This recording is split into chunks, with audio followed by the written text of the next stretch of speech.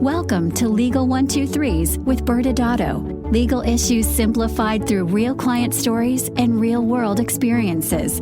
Creating simplicity in 3, 2, 1. Welcome back to Legal 123s with ByrdAdatto. I'm your host, ByrdAdatto. My co-host, Michael Byrd. Thanks, Bradford. As a business and healthcare law firm, we represent clients in multiple business sectors, especially healthcare. That's right. This season, we're diving deep into the exhilarating and terrifying process of opening a business.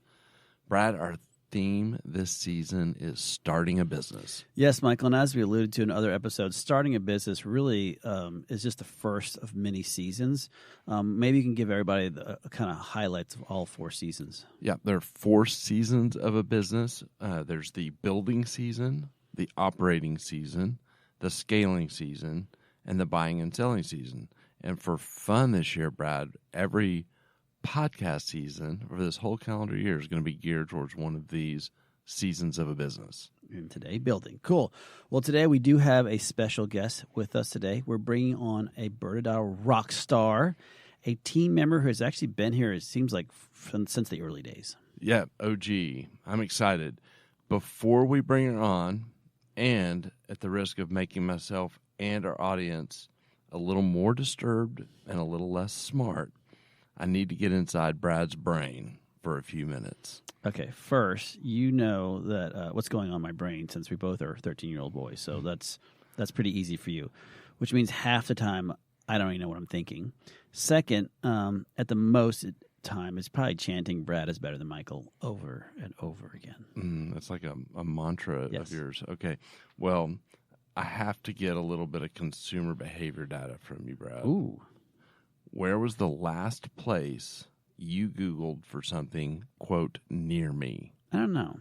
It's been a while since I've used that feature. I know that when we're driving often, Michael, my wife, will hop on the phone and Google where's the nearest gas station or whatever, or something like that. So you don't use the near me in your Google searches very often? Rarely. It's like I said, I can't think about it, but what about you? When's the last time or what do you do?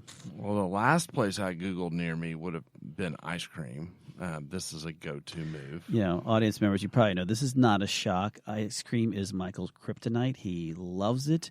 What else do you use the near me search function for? I wouldn't call it kryptonite because it's so good.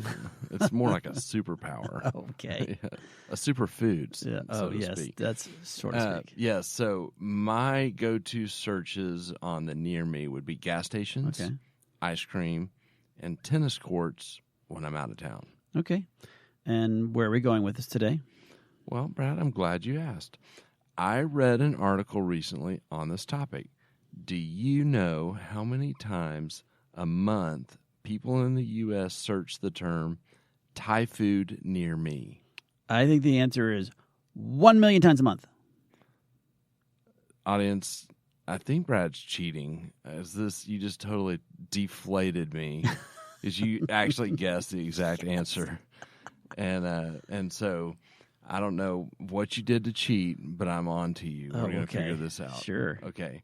Well, this article is actually about a restaurant in New York that was aware of this data. Oh. And so they changed their name to Thai food near me. Okay, first, I think we need to head to Vegas right now. I'm feeling like a win streak's about to happen, so let's go. Second, I do have a lot of 13-year-old boy jokes going through my head right now, but we have this really nice guest in here, so I'm just going to hold off on today's show. But naming your restaurant Thai food near me, that's pretty brilliant. Yeah, it's all driven by Google SEO. Oh my gosh, Michael, I think we have our first vocabulary word of the day. What does SEO mean? So SEO from a non-marketing person? Okay, yes, I can define it that way. Excellent. The lay person's term. So it means search engine optimization. And these are strategies so that consumers will find you when they search on Google or some other platform. So the ultimate strategy of SEO optimization would be the one employed by this Thai restaurant where they actually change the name of the business to the name that they think people are searching. Yeah, that's pretty interesting that you go through that effort just to change your name for SEO purposes. But I guess the more important question, Michael, is did it work? Yeah, you would think it would be like, oh, genius, that's got to work. And the article said they had mixed results. Yeah. So they did kind of some, testing of it to see, how it worked. And when they searched Thai food near me from Brooklyn, it did not show up. So, pretty nearby, and it didn't pop up. But when they searched it from Wisconsin, it did show up. Okay. Yeah. And so it seemed to have some effect, but mixed. All right. And then the article went on to note that there's actually several businesses that they found that do this. In fact, in Texas, there's a few affordable dentist near me businesses. There's a plumber near me, Christmas trees near me, and even psychic near me, which begs the question, why would they need SEO? Yeah, well, the psychic knew you were near them. Yes. That was the exactly. opposite. Okay. Well, Michael, did I tell you that we're changing the name of our law firm to Law Firm Near Me? Okay, well, now thank you for reminding me why you're not in charge of marketing. and nice segue. Let's bring on the person who is in charge of marketing at ByrdAdatto. So our guest today is a first-time guest. She is the ByrdAdatto brand marketing manager, Stephanie Torres. A little bio. Stephanie Torres is the brand marketing manager at ByrdAdatto, as I noted. She's from Dallas. She graduated from the University of Arkansas, and so she has a lot in common with my kids, who are so far 3 for 3 of my college kids going to Arkansas. She has a bachelor's degree in philosophy. Stephanie's been with the firm for 5.5 years now. Wow. And she worked at 2 other law firms prior to that in administrative roles. She has 3 dogs with her fiance and soon-to-be husband. Stephanie, welcome. Hi, thank you for having me. All right, Stephanie, you know how this works. We're jumping right into it today. We want to know the last place that you searched near me. What did you search for on Google? Probably ice cream, actually. Oh, yes. We're a big ice cream family, and so always looking for ice cream. We could have an entire conversation on the best ice cream in Dallas, but Ooh, I digress. Yes. that would be a really good podcast. You should try it, Brad. I love ice cream. Okay. I just don't have to Google it, Yeah. Well, and you don't really appreciate it as a superfood. obviously. Okay. All right. Well, let's get into some marketing-related questions. So, Stephanie, well, I guess first let's give some context, because I love context. Yep. You've been with ByrdAdatto since the early days. Talk a little bit about your journey at ByrdAdatto and your current role. Absolutely. So I have been with the firm, as you mentioned, about 5.5 years now. And I started off as a legal secretary. So I was really focused on the administrative side. And it was in that role that I was first introduced to marketing. And then a year later, I was in a client services coordinator role where I was really working with people that were interested in working with the firm. So helping them answer questions. And it was also at this time that the firm was really considering new marketing opportunities. And so I was fortunate enough to be able to help with some of those. And then 2 years later, I was promoted into my current role of brand marketing manager, where I am able to fully focus on all things marketing. And you guys know we have a lot of fun with it. Mm-hmm. We have a lot of clients that are in these really fast-moving industries that love utilizing every marketing platform out there. And we do a really great job of keeping up with them and really meeting them where they are. Yeah, and I'll say, audience, that part of the evolution into this role is that you've seen kind of different sides of marketing, because you helped a few times with website projects, and by helped, led. She was voluntold. Yes. And so you got to learn through that process. Yeah. And then even on the sales kind of lead gen side, you helped implement our tool, our CRM tool. Yeah. And so I'm curious how that all has kind of influenced and helped you prepare for your current role. Yeah, it gave me the opportunity to really understand what it is that people that are reaching out to us, interested in working with us, are coming to us for. And so I think coming from that sales intake background really set me up for success for marketing. I have this knowledge, and I utilize it on a daily basis when I'm thinking about marketing and strategy. I love that. Well, Stephanie, as our brand marketing manager, you're well aware that this season we are focused on starting a business. And, from a marketing perspective, we'd love for you to share some of your thoughts. So what's one big issue you think most people should be understanding about marketing when they're starting a business? Yeah, absolutely. I think a big issue that people really need to be aware of is the importance of understanding your target audience. Marketing is not just about promoting your product or your service, but it's also connecting with the right people in the right way. And so when you really know your target audience, you can really cater your strategy around them. And so who are your target audience? These are going to be the groups of people and individuals that you want to reach and that are interested in your business. And so there's a lot of ways that you can go about this, but you want to research the market. Figure out who are the people that are going to be interested in what you do and what you offer. And then from that, you want to start getting very granular. You want to understand everything from their demographics, where they're located, what they value, what their interests are, and what their pain points are. And then solve for those pain points through your business and what you're offering. So what you're saying is, for a business that wants to sell ice cream to Michael Byrd, they just have to be on Google. Yes. Okay, that makes sense to me. Byrd ice cream, maybe. Yeah, and we can also extend it the other way too, and think like, ByrdAdatto is a niche. We're a boutique firm, business in healthcare. So, if a founding partner suggested that we change the name of the firm to Law Firm Near Me, would that meet that target market that you were just mentioning? We are a national law firm, and so I don't know how successful that would be. It would probably work in short term, but I think bigger picture, we'd probably want to stick to our current brand. But they might be able to find us in Wisconsin. So, Yeah. Yes. Yeah. And they might be calling us for, ice cream law or something else, but yeah. Yes. We'll figure that out when we get there. Okay. That's awesome. Well, that's really good. So let's kind of continue the journey about starting a business and things that people should be thinking about. And I'd love just for your perspective on when they should start securing domain names and social media accounts. And for people that might be like Brad, like what is a domain name and social media account? Is that a type of ice cream? It is not. Oh, okay. Yeah, absolutely. So your domain name is going to be that address that people use when they're searching for your business online. Mm-hmm. And so this is a really valuable asset because it's the first step to establishing your online presence, maintaining it, and it really helps with your branding. And so ideally, you want to secure this early on. So once you determine what your business name is or you're close to finalizing that business name, go ahead and search. Figure out if that domain name is available. And you can utilize services like GoDaddy, Google Domain, Name Search, and if it is available, go ahead and secure it. Even if you're not ready to build your website or launch it, having it is going to make sure that, again, you have it and you're protecting your brand around it. And then when it comes to social media accounts, very similar.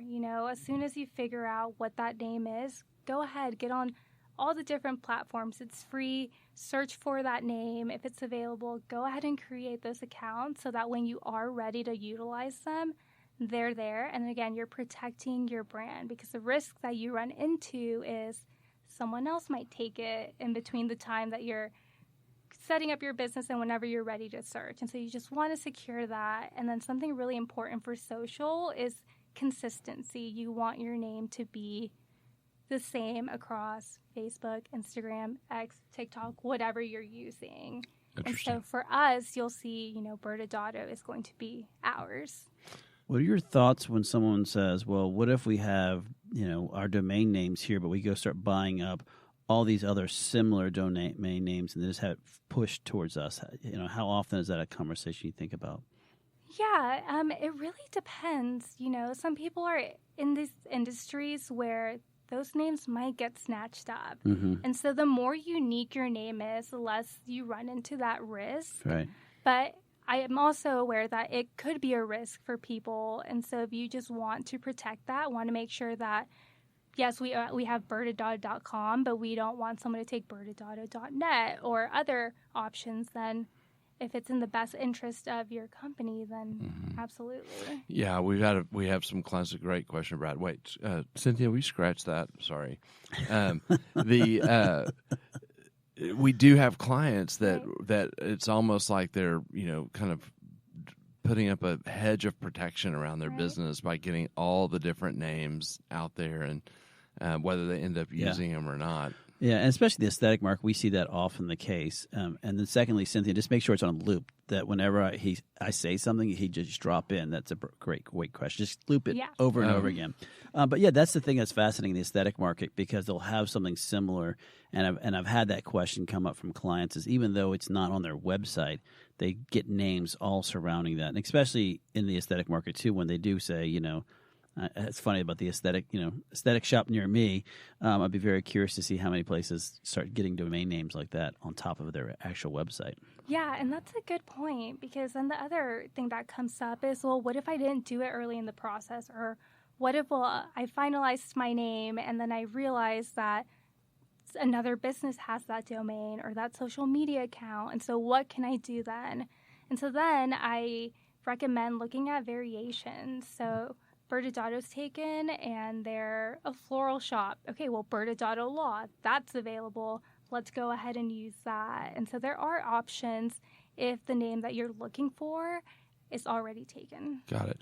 Okay, I for the audience, this can be a kind of a quick hit, but kind of give a marketing perspective for a business on kind of the advantages or disadvantages or pros and cons of the different social media channels. So what is LinkedIn, Facebook, Instagram? No, Brad, we're not going to do MySpace. Okay.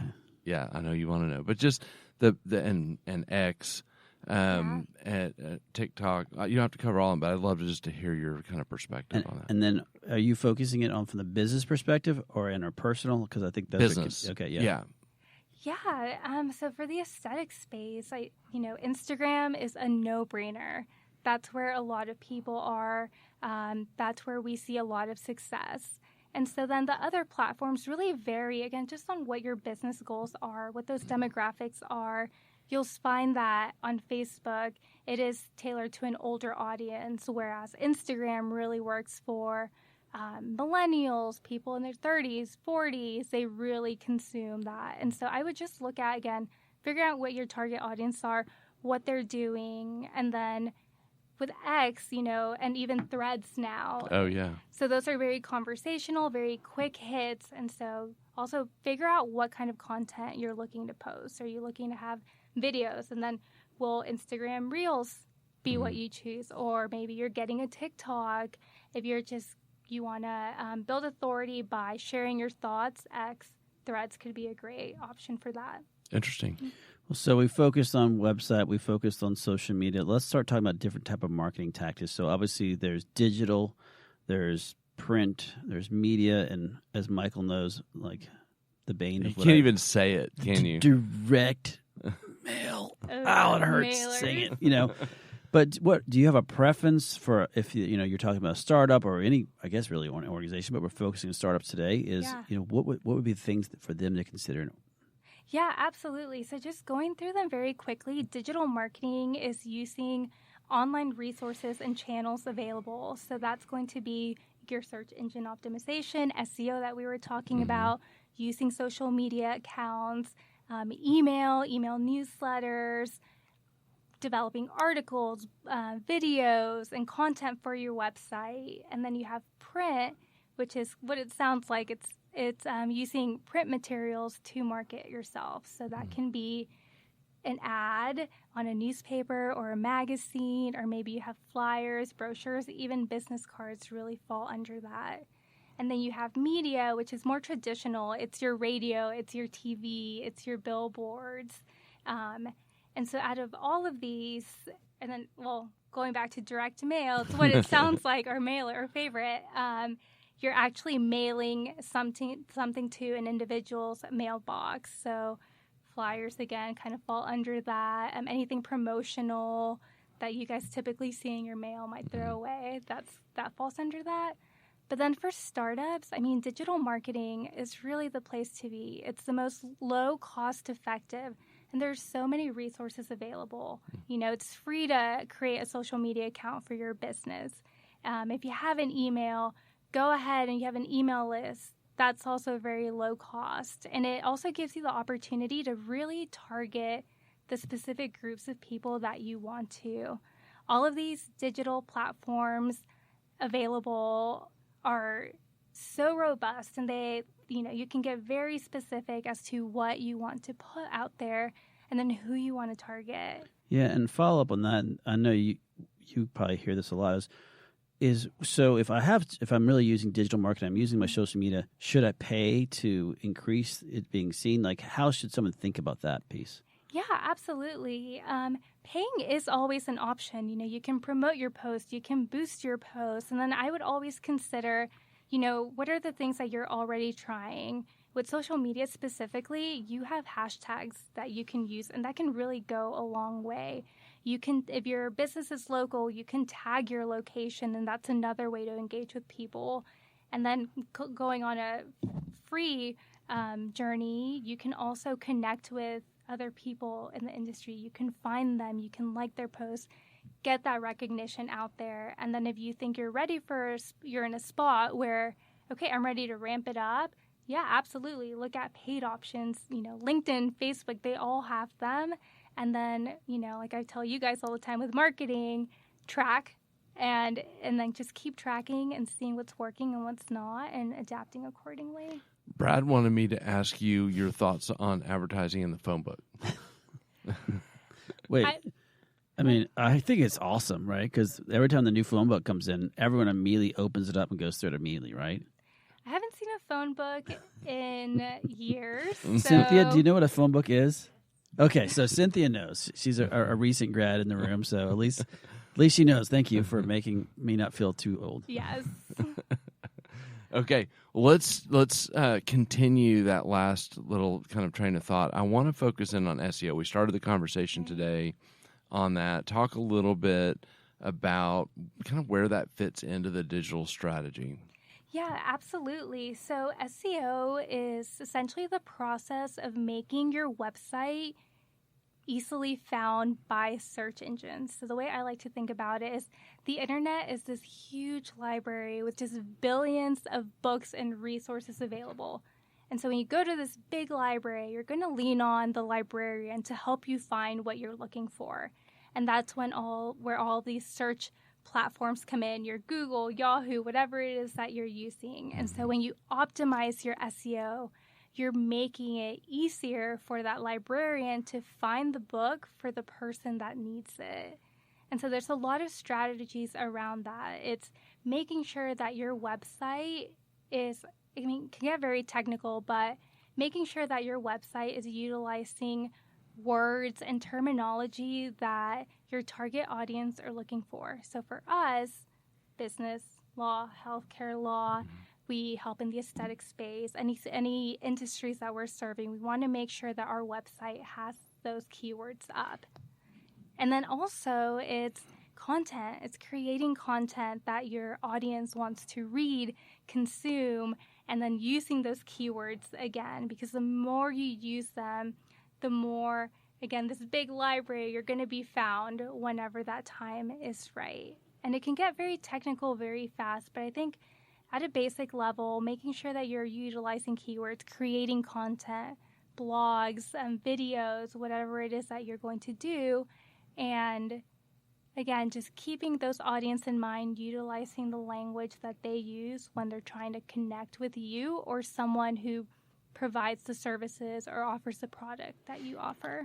Is it a balancing act trying to have an effective SEO strategy and trying to design a website to look good? Yeah, that's a great point. So you want your website to be aesthetically pleasing because it's easier to navigate. It's a better user experience, and so they're going to come again. They come back, and when your website is easy to navigate, you can find information quickly, who they are, what they do, who are the people there, and then again, you can build authority through your blogs, and then they can say, okay, here's ByrdAdatto.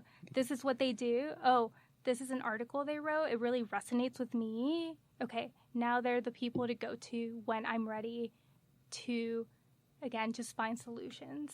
And you used the word earlier, keywords, and if you let the audience, what does a keyword mean when you're talking about an SEO world? Yeah, so a keyword is going to be a term or a phrase that people use when they're searching for a service. So again, just going back to ByrdAdatto, maybe they're looking for a business attorney or a healthcare attorney or someone who can draft an employment agreement. And so they're using that language. And so those are the keywords that we'll want to have on our website. Makes sense. All right, we're almost out of time. We have one more question for you. So, I think you kind of been building up to talk about some brand strategies or other things a startup business should think about from a marketing perspective. Absolutely. And so your brand is going to be the way that your company and business is perceived by others. It's that look and feel, but it's also the emotion and the way that they feel towards your brand. And so what you want to do is make sure, first of all, that your brand, your logo, your name really speaks to your business and really represents your values, what it is that you're doing. And ways that you can do this is, again, make it unique to you. It's going to stand out. You have competitors, so make sure that your brand, again, is unique while it's true to what it is that you do. That's very important. And you also want to identify your brand's identity. So you want to know, what is the purpose of your business? What are your values?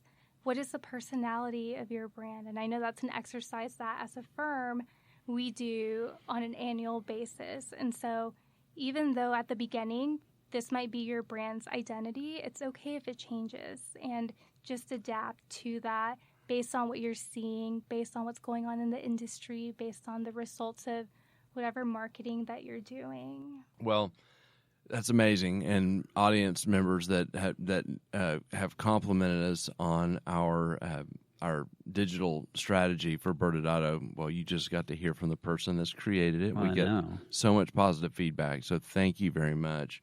We are going to go to commercial. And on the other side, Brad and I will do a little legal wrap-up. Perfect. Thank you. Thank you. Many business owners use legal counsel as a last resort rather than as a proactive tool that can further their success. Why? For most, it's the fear of unknown legal costs. ByrdAdatto's Access Plus program makes it possible for you to get the ongoing legal assistance you need for one predictable monthly fee. That gives you unlimited phone and email access to the legal team, so you can receive feedback on legal concerns as they arise. Access Plus, a smarter, simpler way to access legal services. Find out more. Visit ByrdAdatto.com today. Welcome back to Legal 123 with ByrdAdatto. I'm your host, ByrdAdatto. I'm still here with my co-host, Michael Byrd. Now, Michael, as you know, this season's theme is starting a business. And, we had a rock star. Of course, she works with us. Stephanie come join us and really drop some massive knowledge on understanding all the aspects of a great marketing campaign just across the board, including from the very beginning of time when you start your business. One of the things I thought was fascinating about is individuals out there who, when they start their entity, they might put it in Michael Byrd, in your name, but then you start acquiring names that aren't your name. In fact, they're not even close to your name. They're actually your competitors. Why don't you kind of dive deeper into that as to, what's right, what's wrong, and how that works in the industry? Yeah, so audience, we're talking, in what Brad's talking about here is in purchasing AdWords or keywords to help your SEO strategy. And so there's been a lot of controversy over the years about, can you buy the keyword of your competitor to then drive the business to you? Right. And there's surprisingly, though it's kind of frowned upon, very few laws that prohibit it, except I would caution for anyone that's providing medical services or that are governed by a licensing body, because most professional boards, including most medical boards, have this catch-all unprofessional conduct clause. And so if you had a physician buying the keywords of another physician to mislead the patients, that's certainly something that is a heightened risk. And so as it relates particularly to the keywords, you definitely want to watch out for that. Yeah, and the thing about this audience, not only is it can be considered unprofessional because of the medical advertising rules, it could be even considered false, deceptive, and misleading. So again, be real conscious of when you have a strong marketing group out there who's trying to get you to purchase all your competitors' name and push it to your website, that may end up blowing up in your face in the long run. But Michael, we were basically almost out of time. Any final thoughts for the day? Yeah, I'm not coming around on law firm near me, Brad. I'm sorry, man. You got a compliment during the deal, but that was not one of them. Fair enough. Well, Michael, next Wednesday, it's just going to be you and me. We don't even have a guest, but we're going to continue on this journey to better understand the building season. And we're going to focus on something that you need from a marketing perspective, but more importantly, how to develop your business's intellectual property. 13-year-old boys coming to you next week. Thanks again for joining us today. And remember, if you like this episode, please subscribe, make sure to give us a 5-star rating, and share with your friends. You can also sign up for the ByrdAdatto newsletter by going to our website at ByrdAdatto.com. ByrdAdatto is providing this podcast as a public service. This podcast is for educational purposes only. This podcast does not constitute legal advice, nor does it establish an attorney-client relationship. Reference to any specific product or entity does not constitute an endorsement or recommendation by ByrdAdatto. The views expressed by guests are their own, and their appearance on the program does not imply an endorsement of them or any entity they represent. Please consult with an attorney on your legal issues.